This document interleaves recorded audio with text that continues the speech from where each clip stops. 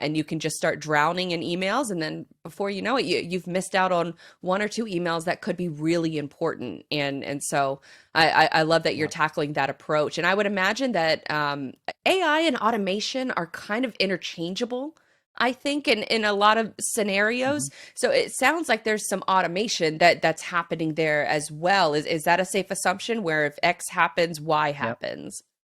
Yeah, absolutely. I think both of them can be tied together because we want to use AI as a tool to help us with automation, but not all automation requires AI, Hmm. right? So both so important, and focusing on using the automation and simplifying pathways for the team is super important to the overall process. And even things like, for example, keeping on the email track.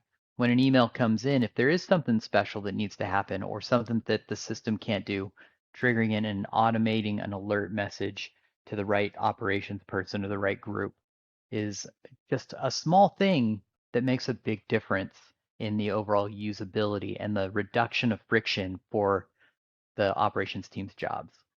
And I think too, it sounds like it removes some mundane decision making.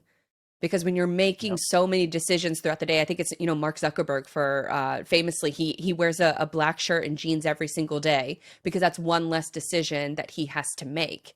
So Yep. I'm wondering if maybe, freight brokers are going through the same thing where they're making all of these decisions every day, and then an important one comes across their desk and they're already fatigued from answering, or making so many decisions. So if you can remove a little bit of that, they can have their best efforts on the things that matter more. Is that a safe assumption?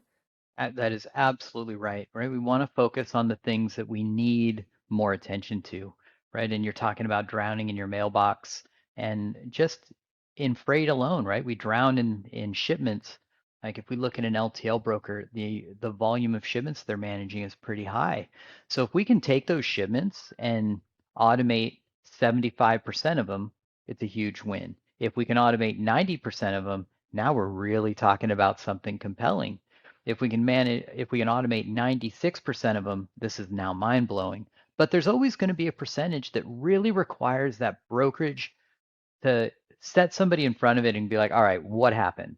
Something went crazy. And that happens. It's something that we need to think about and build into the automation pathways that we want to automate, or I like to call it the fast lane, the shipments that are easy, and slow lane, the shipments that have trouble. Because things happen. Like, maybe a driver got a flat tire and it delayed him for half a day. Or maybe there's well, I know we've got big storms going on. Well, I guess during the winter we always do. So, when you get bad weather somewhere and the driver gets stuck for a day, these things require attention. These things are gonna happen. There's no way to prevent them. So let's make sure we surface the exceptions and fast lane the easy stuff.